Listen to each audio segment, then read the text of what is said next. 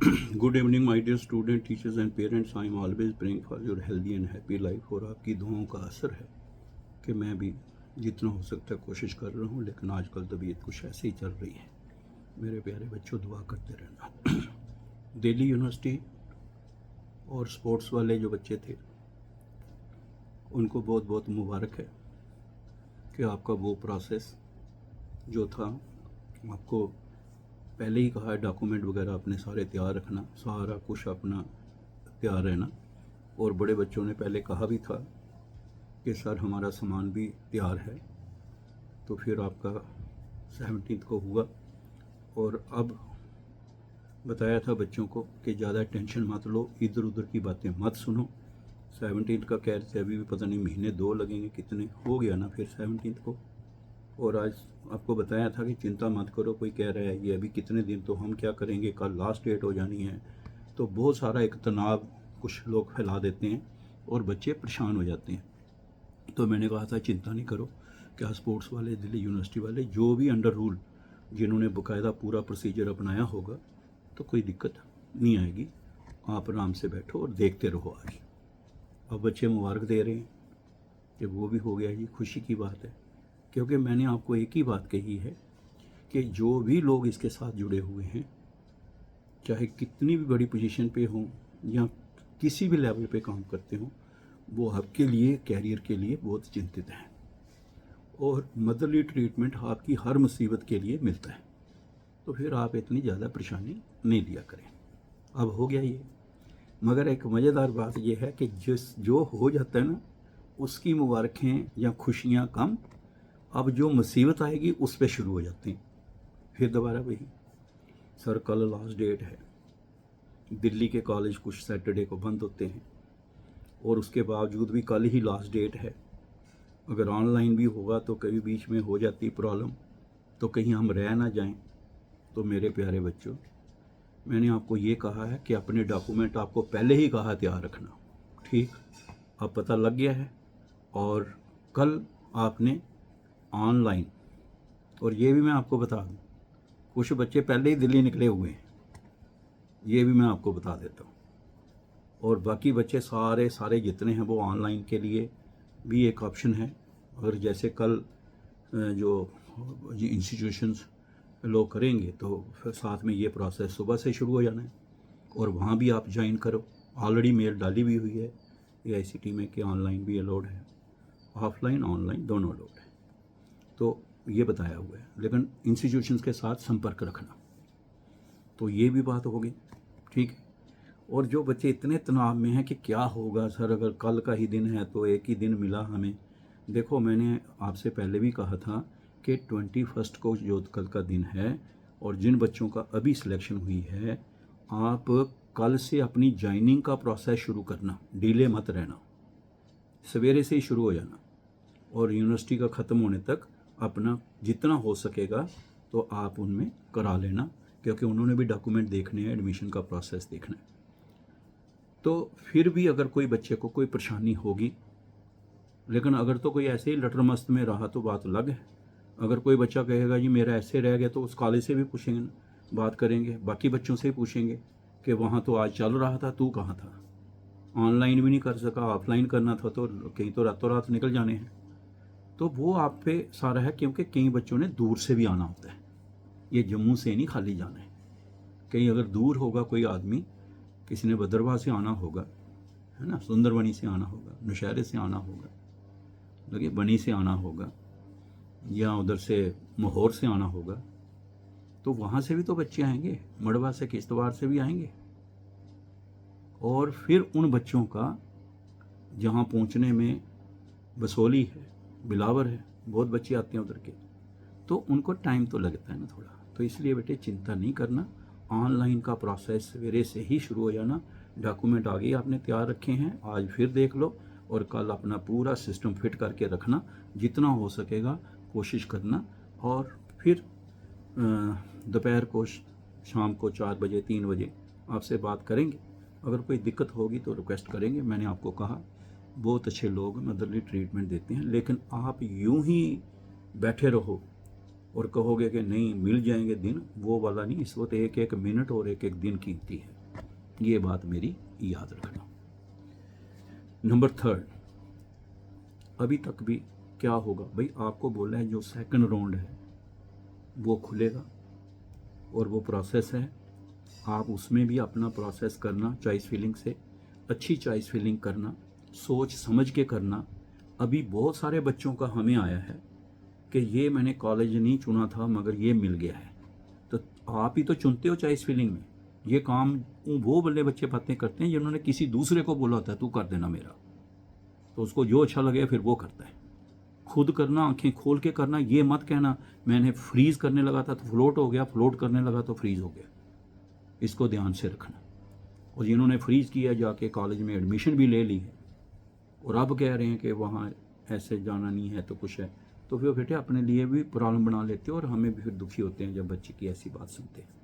तो इसको भी अच्छी तरह देख लेना कि ये जो दिन बड़े थोड़े थोड़े मिलने हैं, मैंने पहले भी बोला था, और उसका पूरा फ़ायदा उठाते हुए आगे का प्रोसेस करना।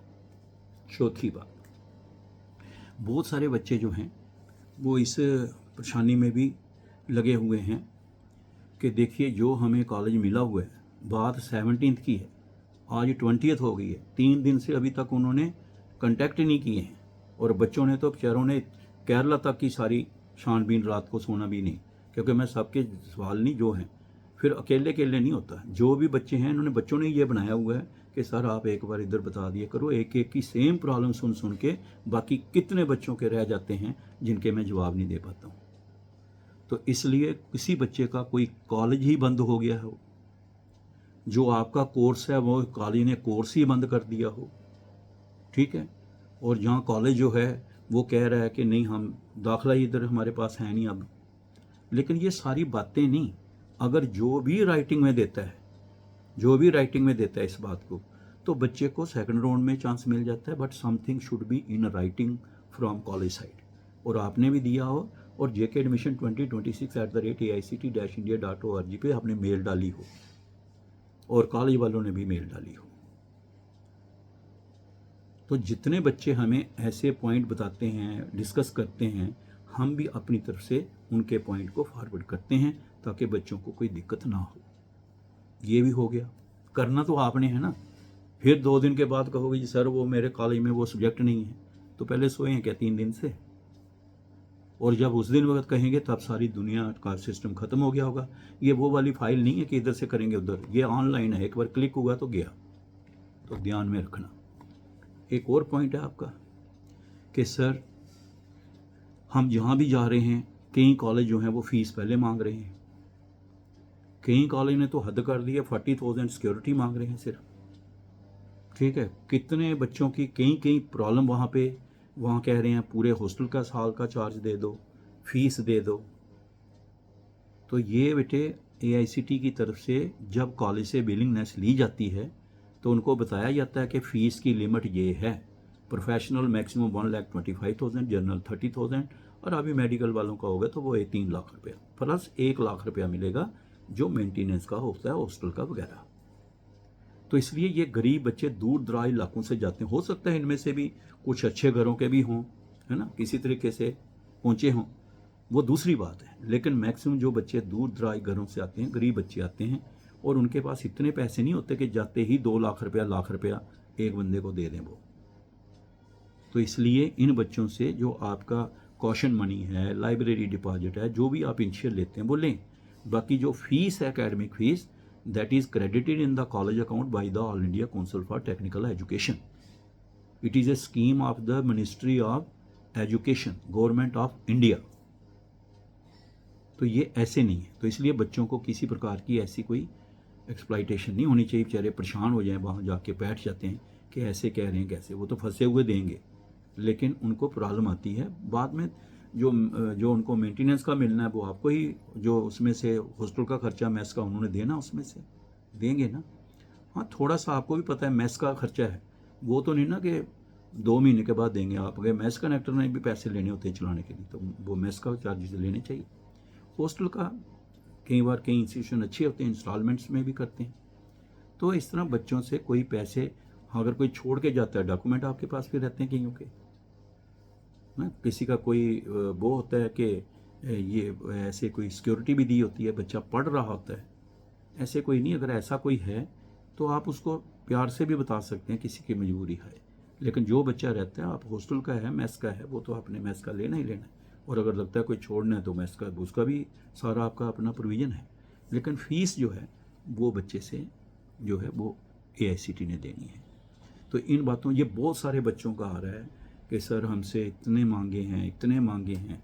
तो ये थोड़ा सा आप देख लें ताकि बच्चे को अननेसेसरी प्रॉब्लम ना हो। और मैं उन इंस्टीट्यूशंस को थैंक्स करना चाहूँगा स्पेशली, और मैं ऐसे इंस्टीट्यूशन को हम भी बच्चों को कहेंगे अच्छे होते हैं, जो पहले वो कह रहे थे हमने इतना लेते हैं, 20,000 लेंगे या 30,000 लेंगे या 40,000 लेंगे। फिर उन्होंने बच्चों की हालत देखते हुए, हमने भी कहीं उनसे बात की, फिर उन्होंने सिर्फ 10,000 ही ली जो उनकी सिक्योरिटी होती है अपनी। तो अच्छे इंस्टीट्यूशन भी हैं। मैंने कोविड में वो भी देखे हैं जो चेयरमैन ने अपने घर में बच्चे भी कहा कि पुत्र कोई ज़रूरत है बताओ, खाने की प्रॉब्लम है तो बताओ, और उनके इवन जम्मू जाने का भी अरेंजमेंट किया। तो बहुत अच्छे अच्छे चेयरमैन, बहुत बहुत अच्छे डायरेक्टर और प्रिंसिपल हैं जिन्होंने, मैंने आपको बताया जब से ये स्कीम शुरू हुई है तब से मैं दिन रात इसी के लिए जुड़ा हूँ, और लाइफ भी इसके लिए दी है, और है भी मेरी लाइफ इसके लिए। और ये मैं रिकॉर्ड पे कह रहा हूँ, वो नहीं है कई लोग कहते हैं कि हम बहुत ऐसे हैं तो बाद में खुश होते हैं, ऐसा नहीं, ओपन कह रहा हूँ। इसलिए बच्चों से हमें जान से ज़्यादा प्यार है, और मैंने देखा जो सिंसियरली लोग जुड़े होते हैं वो बच्चों से बहुत प्यार करते हैं। इसलिए आप इसकी टेंशन मत लो। ये भी हुई बात। अब आ गया, हाँ, अगर कोई आपसे पैसे लेता है, एक बात याद रखनी है, क्योंकि इतनी दूर गए हैं, कहीं का नहीं भी मिल पाता, तो वो कह रहे हैं ये तब 30,000 नहीं दोगे तो नहीं होगा। तो बच्चा घबराया होता है, लास्ट डेट हो रही है, यही सुना रहे हैं बच्चे, उनके पेरेंट्स से बात हो रही, तो वो कहते हैं कि ये जो है ये दे दो। तो आप दे दो पैसे अगर बाई चांस कोई मजबूरी हालत बन जाती है, लेकिन उसकी रिसीट जरूर लाओ। और जो बच्चे मुझसे मिलाते हैं मैं बात करता हूँ उनसे, ठीक है। ये भी हो गया। अब एक और टेंशन है कि सर वो ऑन माई ओन वालों का क्या बनेगा, ऐसे क्या करेंगे बेटे। वो भी प्रोसेस शुरू होगा, उसके लिए जो भी एलिजिबल होंगे, डॉक्यूमेंट पूरे होंगे, नीट है तो बराबर हो, सारा लिखा शिखा सब ठीक हो, ठीक है। जेई मेन एडवांस होगा तो ठीक हो, क्लैट का हो तो ठीक हो। अभी एक बच्चे ने कहा कि मैंने लॉ के लिए अप्लाई किया था, मुझे अलॉटमेंट भी मिल गई दिल्ली में, इसमें नहीं, अलग से उसको किसी यूनिवर्सिटी में, अलग से मतलब कि AICTE के थ्रू ही गया। तो वो कह रहे हैं कि हमारे पास लॉ की सीट ही नहीं है, तो वो बच्चा भी परेशान बेचारा। तो ऐसे जो भी कोई ऐसी बात होती है बेटे, सबसे पहले आप पढ़े लिखे, उनको बोलो सर, प्यार से बात करो कि सर मैं दूर से आया हूँ, आपके कॉलेज बड़ा अच्छा नाम सुना था, अब आप नहीं है तो आप लिख के दे दो कि हमारे पास लॉ की सीट ही नहीं है। PM++ के लिए कह रहे थे, हालांकि ये सुपर न्यूमरी सीट्स हैं, फिर भी अगर उनको नहीं पता लग रहा है तो बात करें फिर उनसे हम, तो आप बताओ। तो ये वाली बातें अच्छी तरह से याद रखना। और फिर मैं लास्ट में आपको कह रहा हूँ कि आप 9419144030 पर आप अपना मैसेज ज़रूर भेजा करें व्हाट्सएप पे। और नंबर 2, कई बच्चे जो हैं